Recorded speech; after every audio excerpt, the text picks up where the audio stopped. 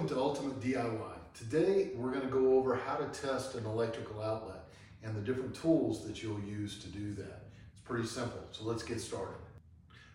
Okay, so the very first testing equipment I want to show is this simple little plug-in. It has lights on the end.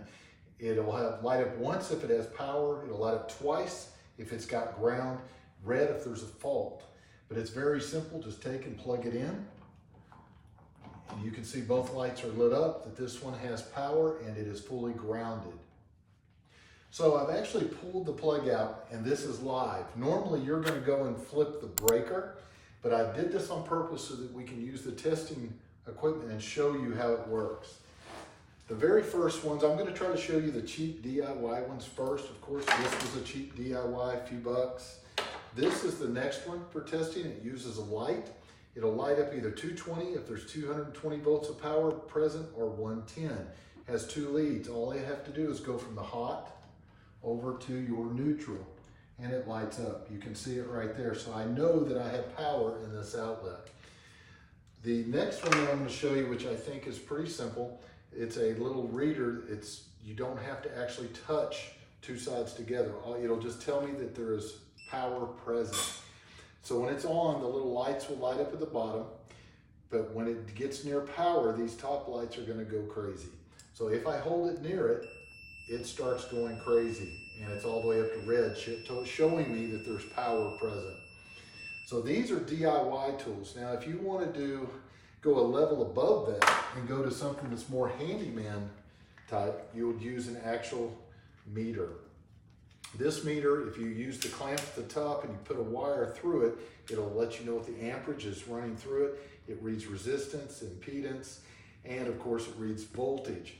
You have two V's for voltage. You have one that has a straight line, which means it's direct current, and you have one that has an alternating, like a curvy line. That's alternating current, which is what you'll have in your wall. So you'll take it from off, turn it to the alternating voltage, and this will be a little tricky trying to show you on the screen, but you'll take one of the probes, put it on the nut there and the other one on the other side, and I am reading 122.2. I don't know if you can see that in the screen. Now it's 121.8, which is perfect, but that's how you would use one of these meters. Okay, so it's really that simple. All you need is a couple little simple tools that you can pick up at Home Depot or the big box store, and you can test and see whether an outlet is live or not before you ever mess with it. Now, you may be saying, well, what if I don't want to spend that money? You don't necessarily need to spend that money if it's an outlet that already exists. You can use something like a simple hair dryer. Plug it into that outlet or go get a lamp, something to plug in to see if it's live or dead. That way you can make sure that there's no power in that outlet.